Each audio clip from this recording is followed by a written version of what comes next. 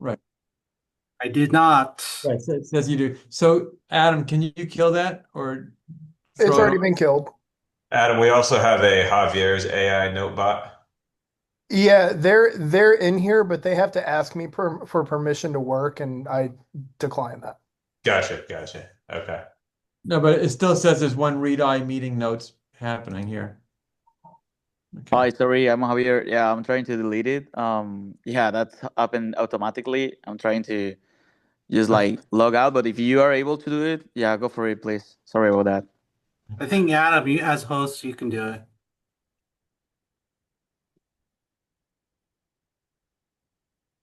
Just remove I think the AI bot is a participant. Right. Right. Yeah, it's gone. Perfect. Uh, Okay, Kevin, with no further problems, go ahead, go for it. I can still see it, but I'll go ahead and proceed. All right. Well, thank you everybody for joining. So today we've got two articles, both using in-game markerless motion capture. One kind of both being compared to findings that were lab setting in a way. So this will be great. We're very appreciative of having both James Taylor and Sarah Epstein here to present. So we will start in an article written by Ben Lurch and others on the variability of in-game markerless and laboratory marker-based baseball pitching biomechanics by James Taylor. So thank you very much. We'll proceed with that, and then we will get into description and consistency of in-game pitching kinetics relationship with ball velocity presented by Sarah Epstein. Sarah, there are limitations in that paper. Do not feel the need to hold back just because I wrote that one. So without further ado, I think let's let James take it away. Thank you very much, and we'll let you go ahead and get started. Thanks, Kevin. Let me just work on sharing my screen.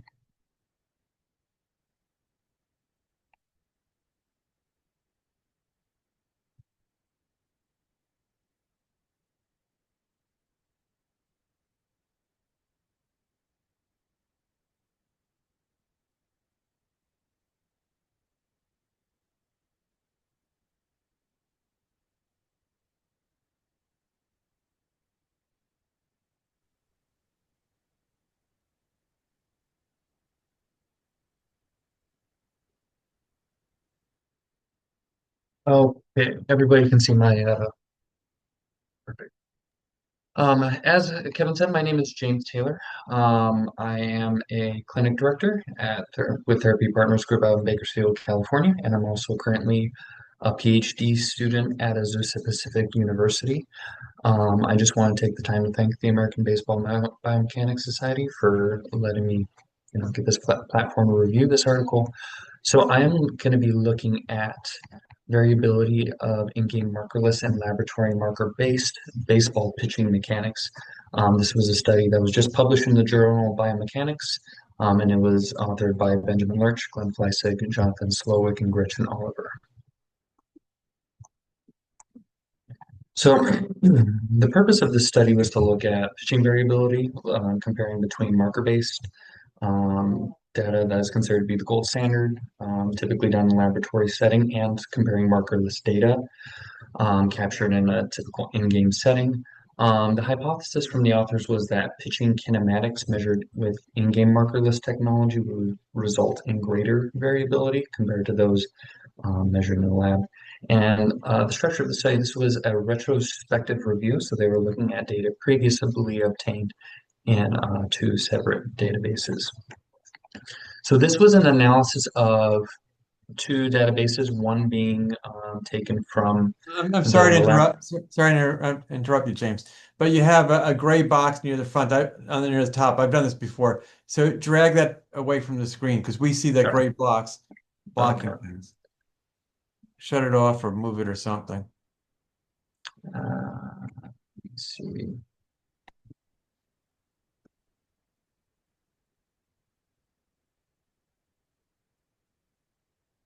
If not, that's okay. But just let you know that we see that box. Okay. I'll try to keep it out of view. So yeah, so this retrospective review looked at two different groups. One group consisted of 30 healthy participants who were doing their screenings at ASMI. These 30 individuals, typical apparel, skin tight athletic shorts, soft shoes, as well as a baseball hat. These participants were allowed to kind of warm up according to their personal preference, and they would let the authors know when they were ready to pitch. They throw 10 full effort fastballs from an indoor mound at a regulation distance of 60 feet 6 inches. And then all pitches were either delivered from the windup or the stretch. If a pitcher had a particular preference for those two, they would conduct all of them from one position just to minimize variability. In terms of the parameters, ASMI has a 12 camera system collecting at a rate of 240 hertz. They used 39 marker set, and velocity was recorded with the Stalker radar gun. Joint centers for the distal joints, that being the knee, ankle, elbow, wrist, were considered to be the midpoints between the medial and lateral markers. And then the joint centers of proximal joints, such as the shoulder and the hip, were computed via direct linear transformation.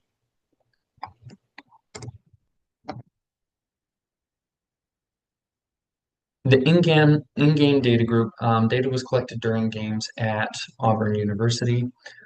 They used an 8-camera system from Kinetrax. Pitch type and velocity were tracked using a TrackMan system. And then they utilized a Python script in order to select specific pitches and extract the relevant biomechanical data.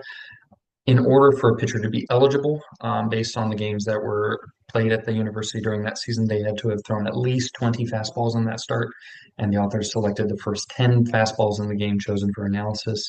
There were 72 pitchers who matched this criteria.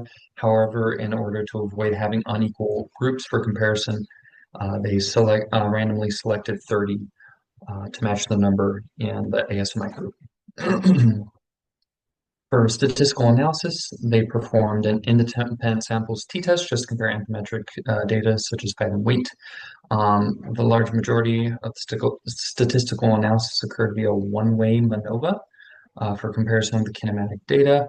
It should be noted that Box's M test, which is looking at the assumption of homogeneity of variance and covariance, that matrix, was violated. So they did utilize Pillai's trace to interpret the MANOVA, as this was the most robust correction. Following the MANOVA, they did univariate tests to look at the comparison of the specific kinematic differences between groups. Since they had 10 kinematic parameters that they were looking at, they utilized a Bonferroni correction to adjust the alpha to 0.005. Results. All right, this is getting in the way. So results, no differences were observed in the anthropometric parameters observed between the two groups. To no surprise, fastball velocity was greater in the in-game group. And the markerless data demonstrates significant greater variability in only 2 of the 10 parameters. That was specifically looking at max shoulder external rotation, as well as elbow flexion at max shoulder external rotation, as you can see it on the data listed on the right.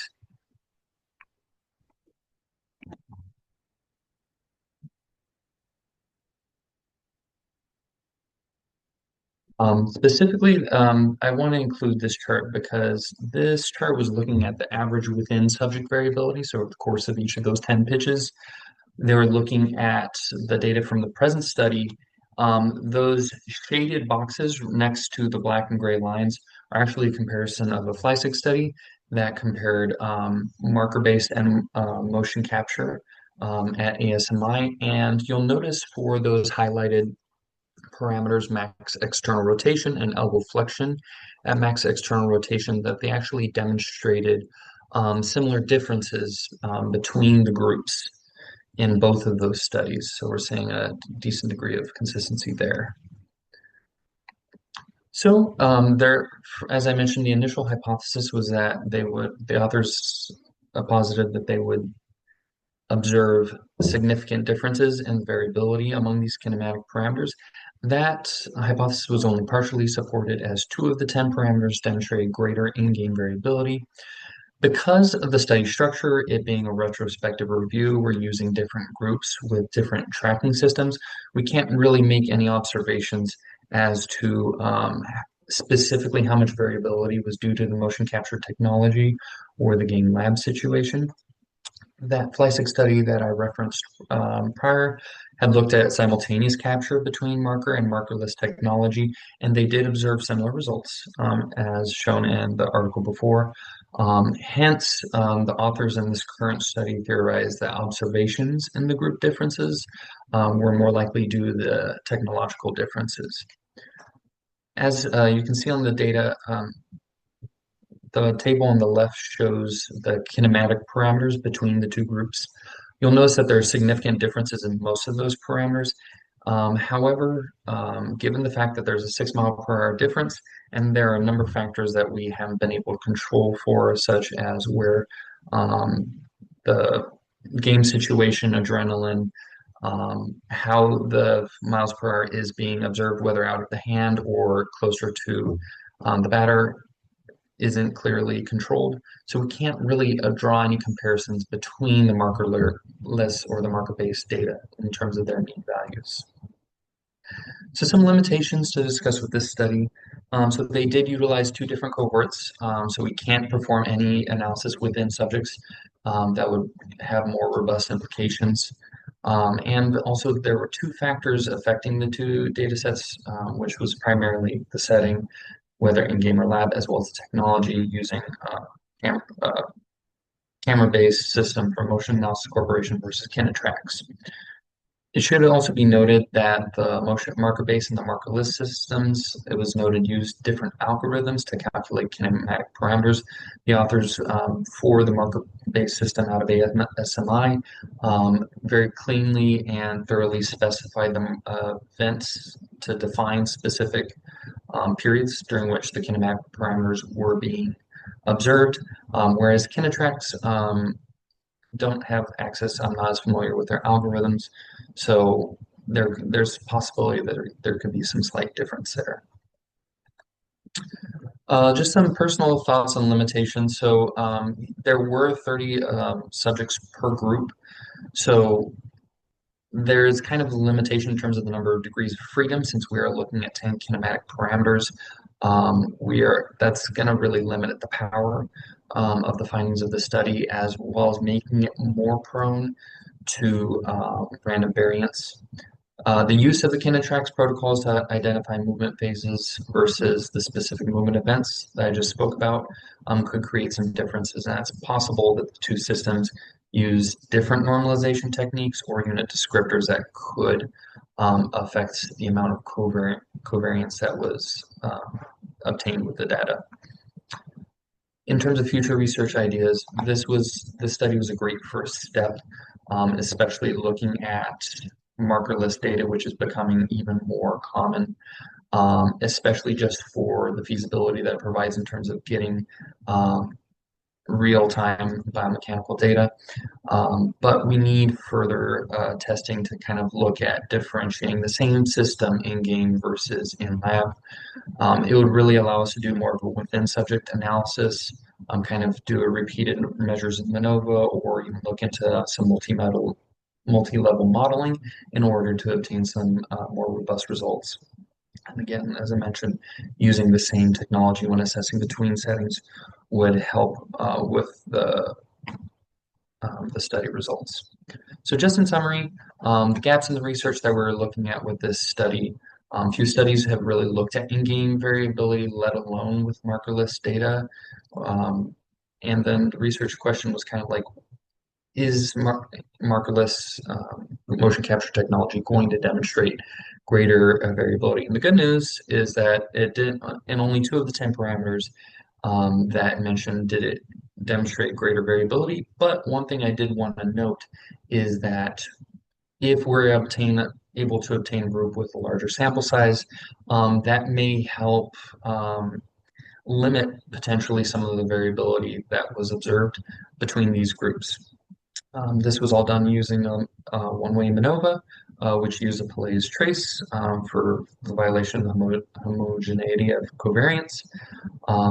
So we have limited conclusions that can be drawn because we have different sample groups, different technology.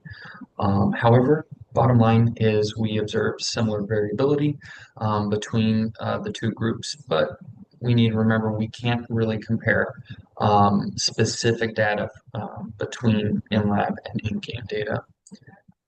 These are my references, and thank you again for your time and attention. I appreciate it. All right. Great job, James. Let's open up for any questions from any attendees that they may have on this. I know I've got a couple, but I also know the author group, so I'd like to give others the opportunity to ask.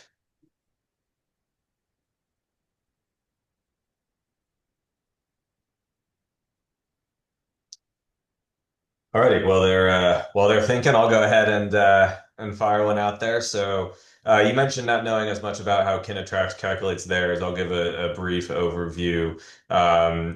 Real quick. Basically, it's a computer vision to identify joint centers, and then it's drawing lines through the joint centers and measuring the angles from that. But if you could give a brief overview of how the ASMI lab calculated their shoulder rotation, I guess, in the paper, because I know there's sometimes you can have how much the skin artifact can affect you some way. If you use a vector projection, it may not affect you as much. But if the article talked a little bit about the ASMI calculation, and we can kind of compare the methods, did they give information on that in the paper?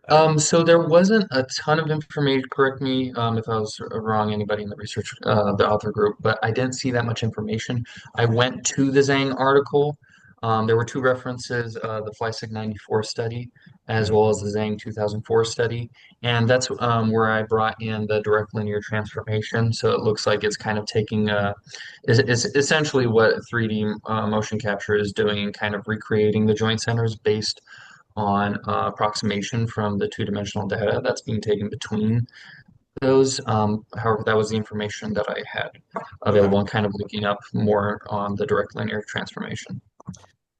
Yeah, that's a good overview. So I like, I like that from if we're calculating this in two different ways, if we're within, what was it, 1.5 or 2 degrees, that might be okay. But obviously more work still needs to be done on that.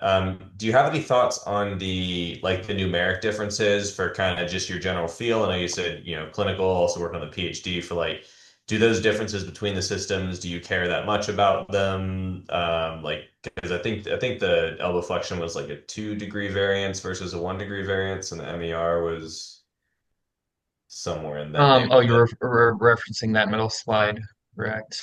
Yeah. Um, Clinically, it's I feel like this is a complicated question to answer because you're dealing with intent. The first thing that kind of came to my mind is that a big thing, especially with all the advancements in analytics in the course of baseball today, pitcher may be much more wary of kind of like that deception, okay? Because we know that the longer that he can keep the ball hidden from the hitter, the better, the greater the chance he's going to be more successful. So I'm thinking if we're talking about increased elbow flexion ER, that's going to kind of help hide the ball more behind his profile for a longer phase of the delivery, so that you're not seeing as much of it. That's again, I'd need to look at more research to kind of um, make that statement assertively. But I also think just because of the adrenaline factor, you're working within a smaller velocity window in the course of a game, especially like depending on whether it could vary depending on whether you're a starter or reliever, but you're trying to, get the ball over that plate as quickly as possible. So you're going to get into more layback over the course of that throw. So you're going to dig in, the pitcher's going to dig into their pocket as much as they can. So I think that's really where we're going to see more of that compared to. I actually believe there were even some comparisons, correct me if I'm wrong, that you had made in the 2025 article looking at like in lab, but game-like conditions that didn't demonstrate as much variance as like say in-game data. Correct me if I'm wrong, but yeah, that was kind of like a long way of answering your question, but that's what I was thinking when I was reviewing the data. Yeah, I think all those are good thoughts. The in-game, I mean, I guess the one other thing we didn't touch on in the in-game stuff, but throwing an eye high fastball is a very real pitch in game Yes. versus in lab. We always use the cue of throw strikes down the middle, or something similar. Mhm. But yeah, so I think these are all great factors. But I'll open up. Does anyone else have any questions on this kind of variance comparison between our in-game and lab data, other than how they got those figures of the Auburn baseball field through the blind peer review? I still don't know that one myself, but Let me see this message from DT. Kevin, you got one message typed in, oh, and Jeff Young's raising his hand also. yes. So we'll let Jeff ask his question, and then we'll get to the question in the chat. Go ahead, Jeff. Thank you, and I apologize if I'm wading into waters that I cannot swim in on this. If the questions are too basic, we can table them. But is part of the idea here you would want to have a calibrating tool between the two technologies, and if so, do you even need to have if you're just looking at how the two systems measure, do you even need pitchers to be able to compare system one versus system two, because you could replicate certain speeds or motions or something and just see how the two compare. And then the other one, I apologize again for not having a good base in the literature, is the disparity that one finds greater in pitchers who in game have greater fastballs? Like, is it a true relationship that we're trying to see, or is there real, let's say, curvilinearity to it, or something where the faster you get, the greater the splay is between the fastballs, and the more reduced the in-game fastball is, the less disparity. So again, anything that you want to answer on this is great. And if you want to say, Jeff, table it and go read X, Y, and Z, I'm cool either way. So that your first question is really interesting. Yes, if we're technically looking at the two,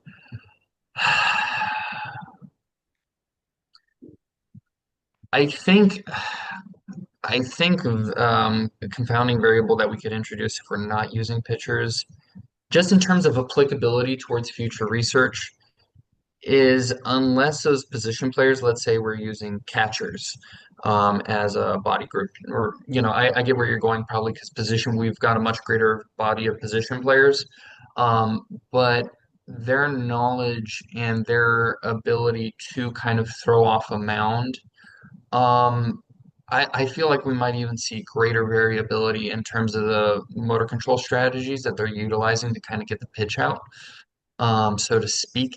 Are you still referring to kind of like throwing from a mound in that scenario? Or are you just talking about like flat ground, just chucking in Well, one? I think both in my mind, because I don't know the answer to either.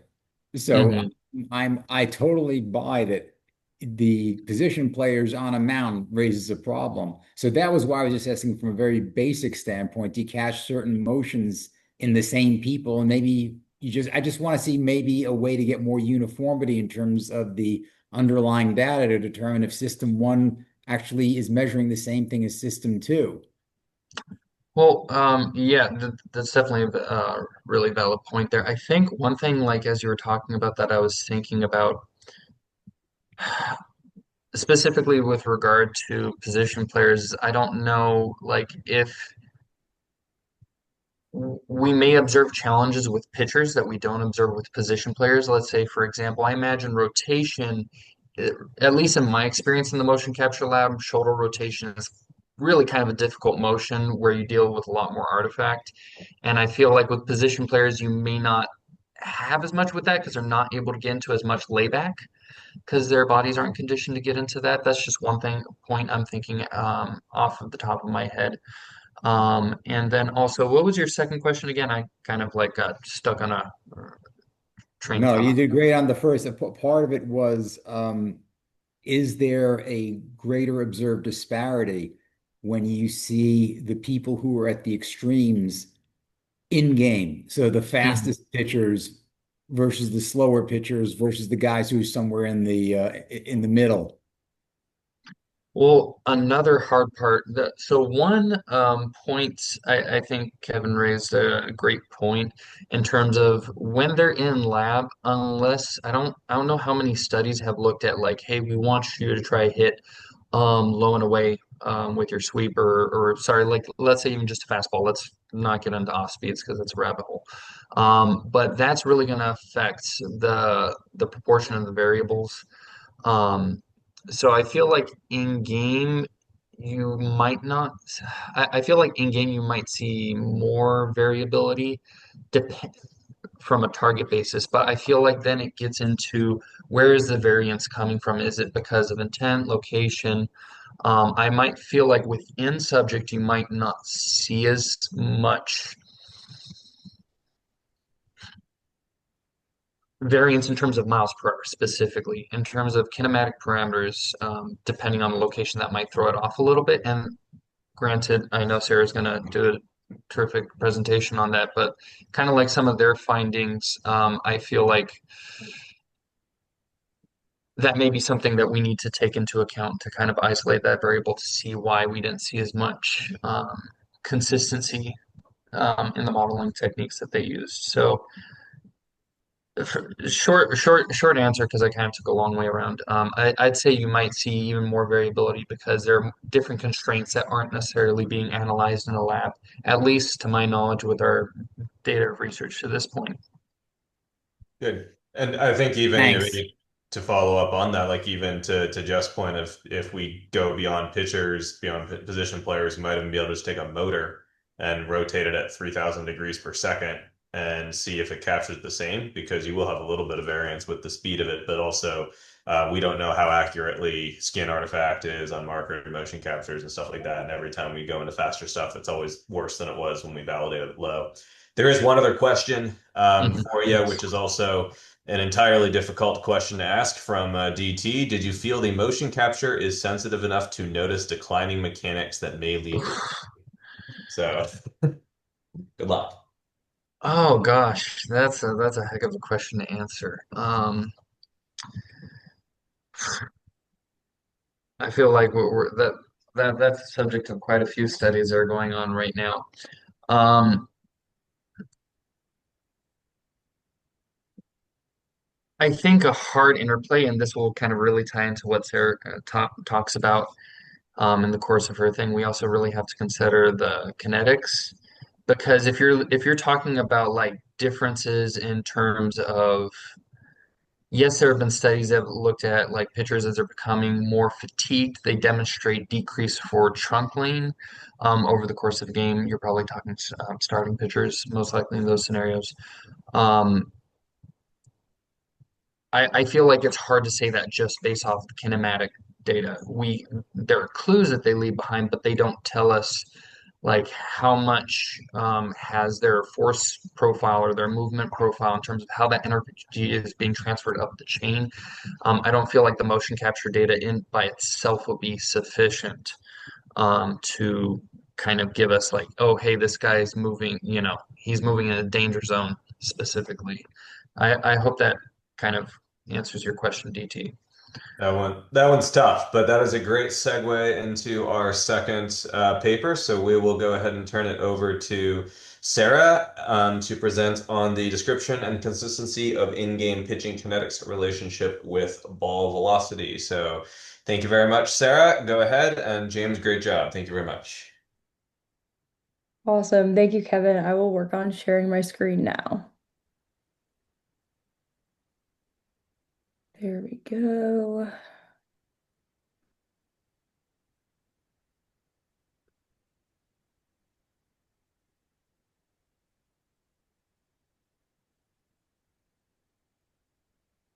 All right, can everyone see my screen?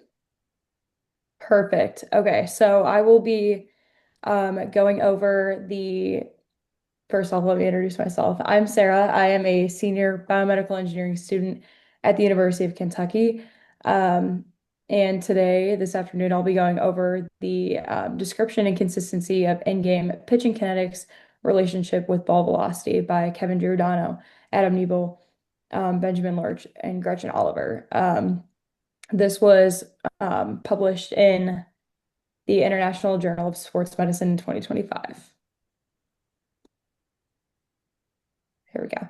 Okay, moving into purpose and research gap. So most prior kinetic velocity studies were conducted in okay? What was that? Oh, I think somebody's got there. Dominic, can you? Thank you, Dominic. Yep. So most of these previous studies were done in lab environments and not necessarily in-game environments. Giordano and his colleagues used an in-stadium markerless motion capture, which allows collection of biomechanical data during real competitive games, something that lacks in the lab environment. Their goal here was to quantify in-game kinetic velocity relationships and assess whether those relationships stayed consistent across multiple outings. They hypothesized that the velocity would positively predict kinetics and that these relationships would remain consistent within pitchers across outings. So moving into methods, this was a retrospective study analyzing 6,030 fastballs specifically from 183 Division I collegiate pitchers. These were all taken from SEC games. Data was collected using the 8-camera Kinetrack system at 300 hertz and was later synchronized with TrackMan data for velocity data or velocity tracking. 3 primary kinetic variables were modeled: elbow valgus torque, shoulder external rotation torque, and shoulder resultant force, while things like ball velocity, height, and mass were used as covariates. A multi-level linear model with random intercepts and slopes examined velocity's relationship to each kinetic variable and an interclass correlation coefficients assessed whether each pitcher's kinetic velocity slope stayed consistent between multiple outings. So here are the main results from this study. Overall, pitch velocity was positively correlated with all 3 arm kinetics, meaning that harder throws generally produce greater arm stress. But when we're looking within individual pitchers, the consistency between the relationship was nearly 0, showing that each pitcher's torque velocity pattern changed between outings, or from outing to outing. And we can see in this above scatter plot, it is a clear overall trend, but a lot of variability. And in the histogram below it, the individual slopes are spread out rather than clustered. Random slope models helped explain the differences between pitchers, but didn't necessarily reduce within pitcher variance. And while mass affected torque magnitude, it didn't influence the stability of these relationships. So the author's takeaway or take-home message here, they concluded that differentiating small variations in elbow valgus torque and game-like intensity may not yield a meaningful insight. They noted that although in-game kinetics are variable, they still hold value for monitoring relative workload trends, and if the errors are random rather than systematic here. They also caution that lab-derived normative thresholds may not directly or translate directly to game conditions. So there are some limitations here that the authors acknowledge. They acknowledge that Kinetrax is not yet been validated for throwing arm kinetics, mostly only for gate mechanics. Without force plates, inverse dynamics are relying heavily on estimated mass. Because game velocities don't vary much within a pitcher, there's limited covariance to the model. Additionally, rapid rotations introduce potential measurement noise, and in-game contexts like fatigue and competition stress are uncontrolled here. So strengths and limitations that I noticed here. So there are 3 major strengths that I noticed. First is that it's the largest in-game kinetic data set collected to date. Second, the ecological validity is very high. These were true competition efforts and not just simulated throws like what a lab setting would produce in a study like this. And third, they applied a multi-level and ICC statistics to separate within and between pitcher effects. On the other hand, here, there are some limitations that I noticed outside of what was stated. The study relied heavily on proprietary software with limited transparency. Also, the lack of force plate validation means kinetic estimates rest on assumptions. And finally, the game context variability may confound biomechanical variability. So the take-home message that I took away here is that kinetic velocity relationship, the kinetic velocity relationship within a pitcher is not stable. The mechanical load varies from outing to outing, even at game effort. Markerless motion capture reveals this adaptive variability that is masked in controlled lab settings.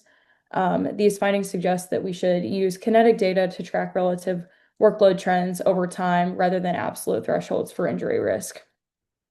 The study also highlights the need for future validation of markerless systems for kinetic accuracy and for expanding the velocity range to better understand within pitcher patterns.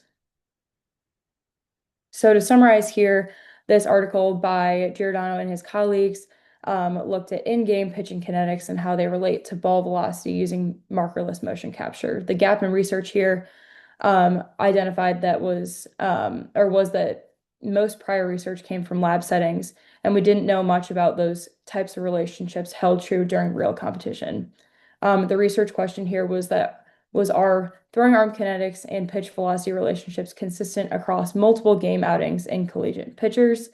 The analysis here was multi-level mixed models assessed between and within pitcher effects, ICCs, analysts, and slope consistently across outings.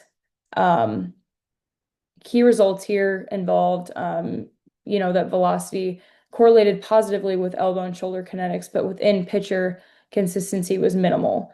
Mass influenced overall torque, but not stability. And the overall take-home message here is that in-game kinetic velocity coupling is variable and context-driven. Markerless data capture natural mechanical fluctuations, which are better for tracking workload and predicting injury.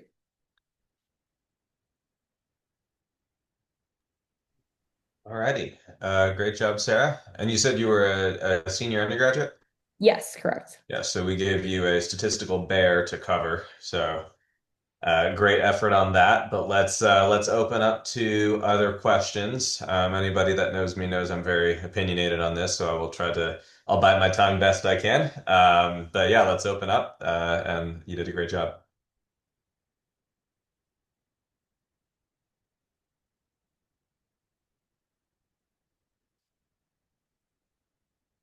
All right, we've got a question from Glenn coming in. Okay. Hey, Sarah, great job. Both of you guys, great job. Uh, Sarah, I have a clarification and then I have a tougher question.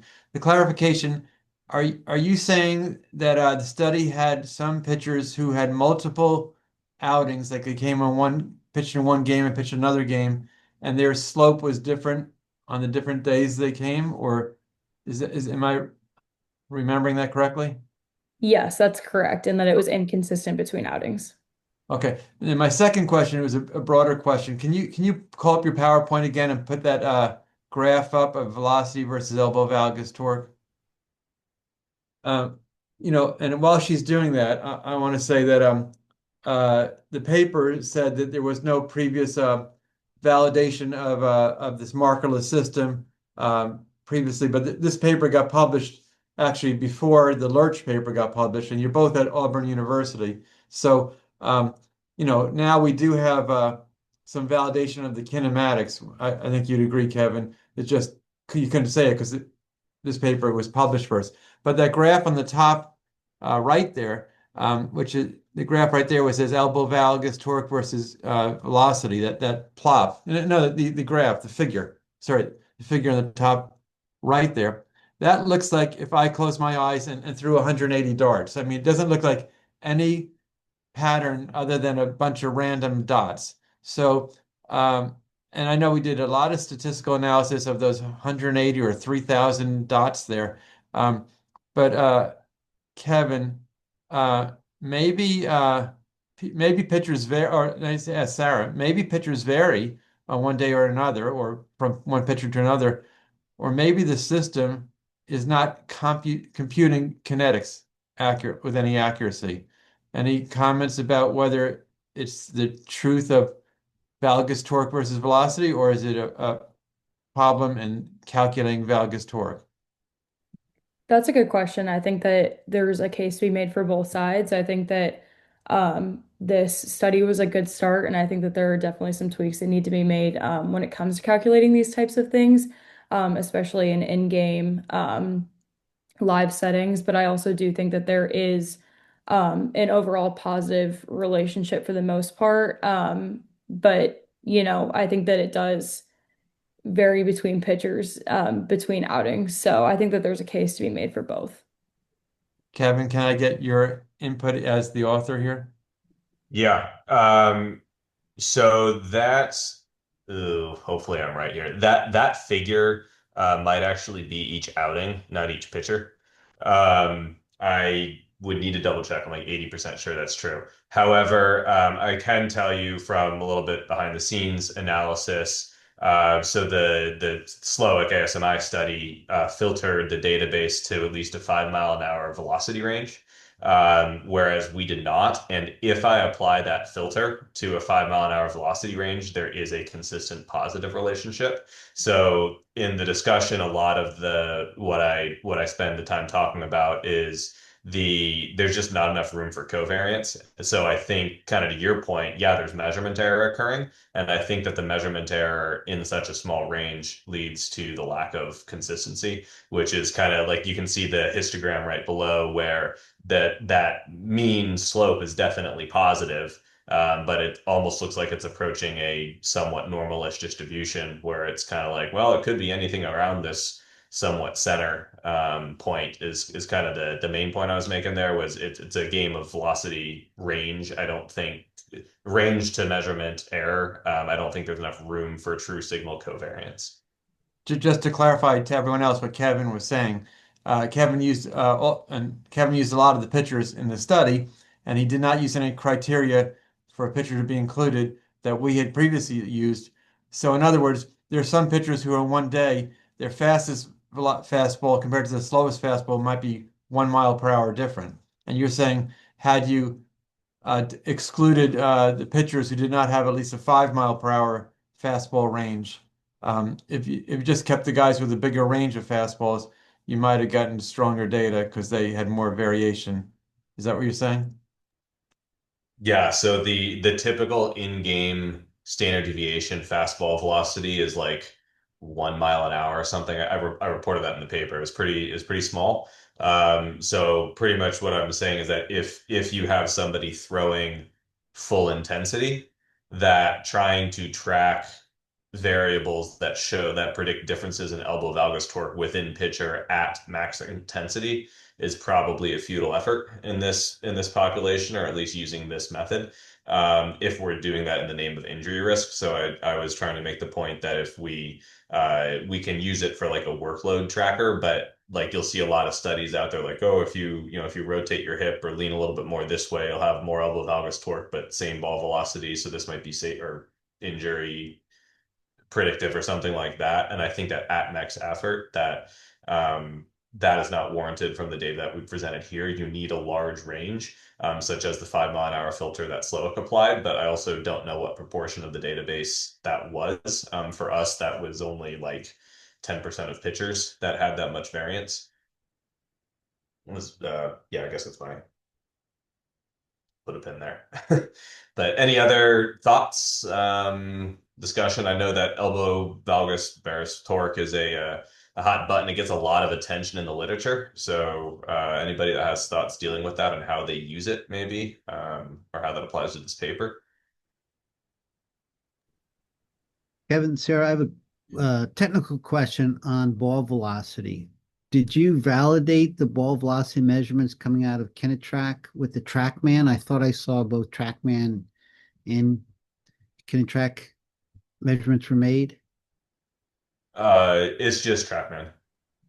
It's just TrackMan. So you do Yeah. not look at velocity calculations from Kinetrack? The data gets paired. Kinetrax doesn't give us the ball velocity. It's directly. Okay.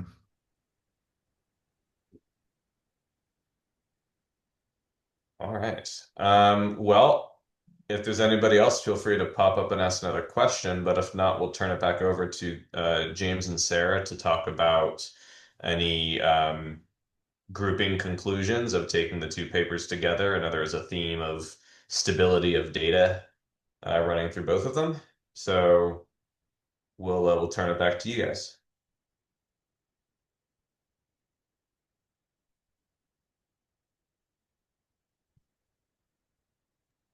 Sorry, I'm just reading the Yep. Yeah. So okay, we'll go ahead and read it out loud, James. uh, sure. So another thing to consider is that these pitches can come from varying pitch counts, whereas most lab-based collections will come from the first 10 to 30 pitches. The torque velocity relationship may be skewed very differently depending on how different pitchers fatigue later in outings. And that's actually a good point. Just because you're just throwing, one pitch after another. Um, Unless the article specifies in terms of rest intervals that were provided. Like if your team goes off and scores 4 runs, you've been waiting a really long time. Even with your warm-up pitches, that fastball is probably going to look considerably different compared to if you were, laboring through a 20, 25 pitch inning. So that's a really big point of context.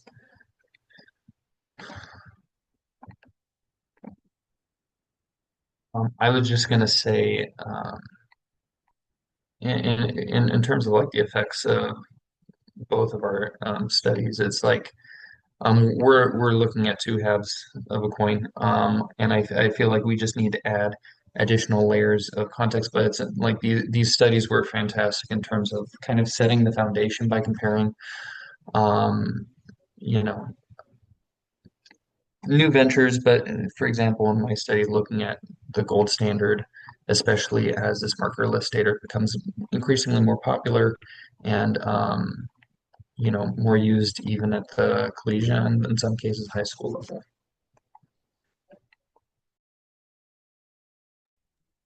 Yeah, I agree. I think that these two studies together give a much fuller picture of kind of how consistent pitching biomechanics are measured in live competition. I think that markerless systems can be really good for workload trends and stuff down the line and also longitudinal studies. I think this is a really good start to kind of springboard off of as, baseball research continues to develop.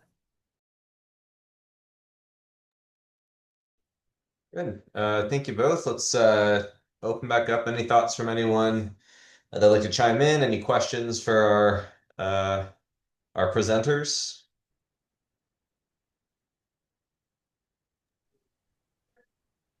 Kevin, I Yes. have a technical question. First of all, great job, James and Sarah, on the presentations. Very relevant information. With regards to the kinetics, especially elbow valgus torque, Sarah had mentioned one of the limitations is that you don't have ground reaction force data. But if you're calculating upper extremity kinetics, it's really a top-down inverse dynamics approach anyway. So it's somewhat irrelevant. My question for you, the only thing that actually would affect what that valgus torque magnitude and variance would be either anthropometrics or kinematics themselves. And so, to a certain extent, Kinetrax, Thea, and Hawkeye have been validated for kinematics. So, in your opinion, do you think that those, whatever offsets that exist on the kinematic side, would propagate over to the inverse dynamics approach for the elbow and shoulder? And if so, can we control for that? That's a very good and very loaded question. Sorry. Um, I I personally believe that it's all connected and it will all affect each other. I think that that's something that's important to look at on both sides. But I don't know if we have enough information to answer that quite yet, if that makes sense.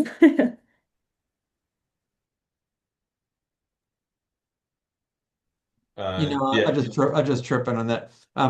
These are all good points, and the assumption that we all make in biomechanics is in calculating the torque, we assume how much mass and moment of inertia the upper arm has and the forearm has, and this is a assumption or limitation or error source for the motion for the marker systems and for the markerless systems. It's the same thing.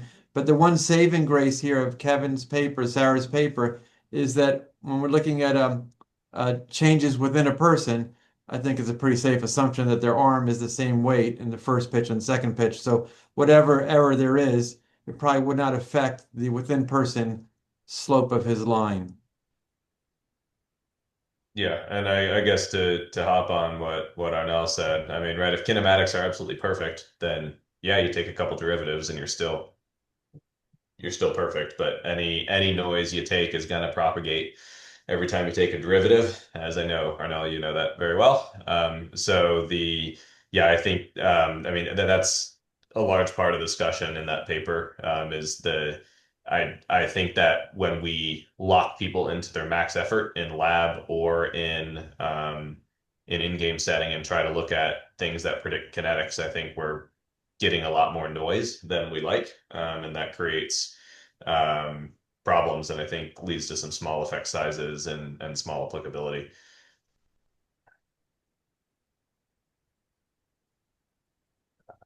Open if anyone else has strong opinions or uses this the other way. I know that there's actually not that many studies that show elbow valgus torque reverse as a high predictor of injury. I know there's a couple out there that show it is a predictor, but it's not the strongest predictor. So I mean, I think if you inject me with truth serum and say, hey, is more elbow valgus torque more likely to tear your UCL? Like, of course it is. I just think that the difference between me throwing 93 and 96 isn't probably going to make a world of a difference as much as me throwing 70 versus 96. And that's not a realistic in-game velocity range, is kind of where I took a little bit of this steering. But it's a fun conversation to have. So anyone else that wants to hop in on that or has any thoughts, go for it.